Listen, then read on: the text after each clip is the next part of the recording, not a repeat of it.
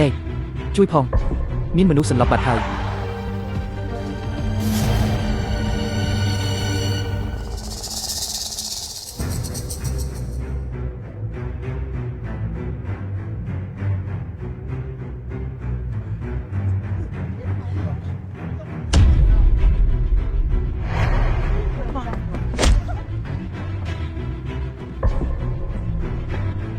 មានចិត្តល្អជួយគេតែបែរជាត្រូវគេវាយទៅវិញធ្វើល្អប្រហែលជាមិនបានល្អទេដឹង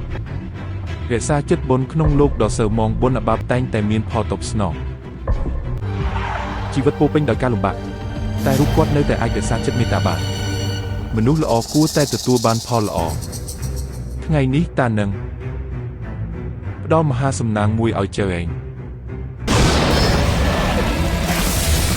ពេលវេលានឹងលំហនៃពិភពលោកមានភាពរបបរបបជឿចូលទៅក្នុងពិភពនៃការធ្លាក់ថ្លៃរូបបីបាត់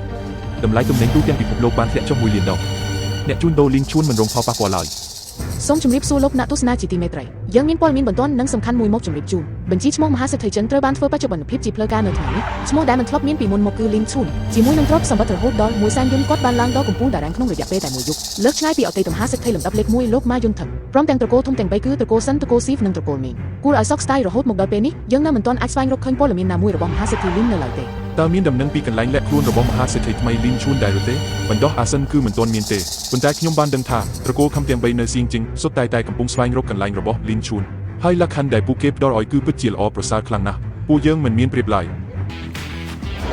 អ្នកណាថាគ្មានប្រៀបខ្ញុំមានមនុស្សម្នាក់ចើស្រីដែលមានសម្រស់ស្រស់ស្អាតដូចជាបុប្ផាឲ្យរូជីនត្រឡប់មកប្រទេសវិញជាបន្ទាន់តាមរកតម្រុយរបស់មហាសេដ្ឋីថ្មីបាទកាលពី3ម៉ោងមុនឈីងនិយាយគ្នាហើយថានឹងយកថ្លៃបណ្ដាការ 100000 ចុះមិនស្រាប់តែឡើងដល់ 50,000 ទៅវិញ 100000 នោះគឺកូនស្រីខ្ញុំជាអ្នកយកព្រមជាមួយលោកតើតែខ្ញុំមិនបានយកព្រមជាមួយលោកឯណាខ្ញុំប្រាប់លោកឲ្យដឹងគឺ 50,000 ខ្វះសំបីតែមួយកាក់ក៏មិនបានកុំសង្ឃឹមថាអាចរៀបការយកឈីងរបស់យើងទៅបានអត់សោះឈីងអូនក៏ដឹងហើយថាបងគ្រាន់តែជាអ្នកដឹកជញ្ជូនអាហារម្នាក់ក្នុងរយៈពេល2ឆ្នាំនេះបងខំសន្សំយ៉ាងលំបាកទើបតែបាន 10,000 នេះឯងស្រាប់តែអូនចង់បាន 50,000 តើឲ្យបងទៅរកមកពីណាអូនឈីងជួយនិយាយជាមួយម៉ាក់អូនឲ្យបងផងលីងឈួនម៉ាក់ចិញ្ចឹមខ្ញុំមកដល់ធំប៉ុណ្ណេះវាមិនមែនជារឿងងាយស្រួលទេខ្ញុំស្ដាប់តាមម៉ាក់ខ្ញុំកាលយើងនៅជាមួយគ្នាដំបូងបងបាននិយាយថានឹងយកព្រមតាមគ្រប់លក្ខខណ្ឌរបស់អូនគ្រប់យ៉ាងចុះហេតុអ្វីបានជាឥឡូវសូម្បីតែ 50,000 ក៏យកមិនចេញផងប៉ុន្តែខ្ញុំដូចតែប៉ុណ្ណឹងក៏យ៉ាងយកចេញមិនបានដែរអាណាដឹកអីវ៉ាន់ថោកទើបនៅចង់រៀបការជាមួយកូនស្រីខ្ញុំទៀតហេឯងពិតជាកង្កែបចង់ស៊ីសាច់ហុងស្មែនកូនស្រីតោះយើងទៅបើគេមិនការជាមួយកូនទេមានអ្នកផ្សេងច្រើនណាស់ដែលចង់ការជាមួយកូនទៅ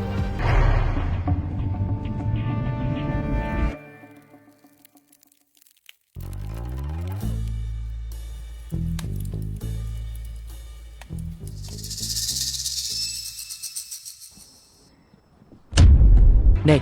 ជួយផងមានមនុស្សសន្លប់បាត់ហើយ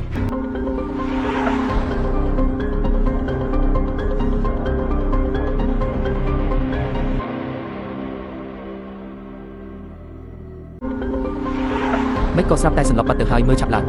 ហេតុអីបានជាពួកអ្នកមិនជួយសង្គ្រោះគេអញ្ចឹងអេបងប្រុសកុំឆេវឆាវពេកអីម្នាក់នេះប្រហែលជាអ្នកសម្ដែងដួលដើម្បីបោកយកលុយក៏ថាបានចាំឡានពេទ្យមកដល់សិនចាំគិតទៀតឯងគ្រាន់តែជាអ្នកដឹកអីវ៉ាន់មួយខែរកបានប្រមាណទៅដែលថាអាចមានលុយសឹងគេនោះបើគេបោកប្រហែលស្អីគេអ្នកដឹកជញ្ជូនលោកកុំមានអីសង្គមសម័យឥឡូវនេះធ្វើជាមនុស្សល្អគឺពិបាកណាស់ណែលោកបងចុះបើពួកយើងយកស្នុកអណ្ដើករបស់ឯងមកភ្នាល់គ្នាភ្នាល់ថាបន្ទាប់ពីគាត់ជួយគេហើយគាត់នឹងទទួលបានផលល្អទប់ស្នងវិញឬអត់យ៉ាងម៉េចដែរសង្គមបច្ចុប្បន្ននេះ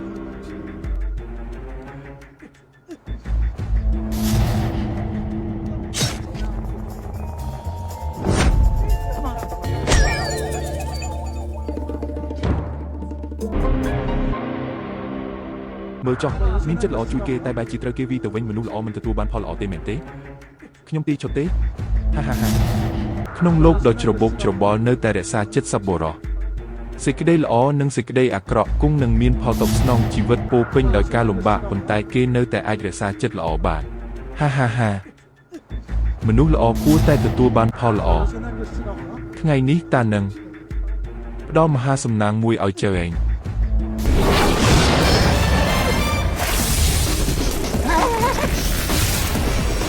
ពេលវេលានឹងលំហនៃពិភពលោកមានភាពច្របូកច្របល់ឈានចូលទៅក្នុងពិភពនៃការធ្លាក់ថ្លៃរូបបីបាត់តម្លៃទំនិញទូទាំងពិភពលោកបានធ្លាក់ចុះ1 លានដុល្លារអ្នកជួញដូរលីងឈួនមិនរងផលប៉ះពាល់ឡើយ